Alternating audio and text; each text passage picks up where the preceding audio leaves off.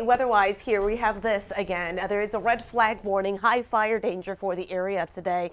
This will go into effect at 11 o'clock this morning, runs until 10 o'clock this evening. With the low humidity, the gusty winds, and the warmer than normal temperatures, there's that increased fire danger, so definitely keep an eye on that and remember that. Live look outside, Raul B. Rodriguez Law weather camera. It is currently 50 degrees. It is a cooler start to the day. Clear sky, cool, dry air coming in from the west-northwest. Right now, the wind is not too bad, but that will increase as we go through the day. The dew point is very low at 26. Air temperatures are in the 40s and 50s, and we're going to see these temperatures drop a little more as we go through the morning. It is 41 in Hondo and in Bernie, 47 in Cuero, 48 in Goliad. May need the sweater or light jacket this morning.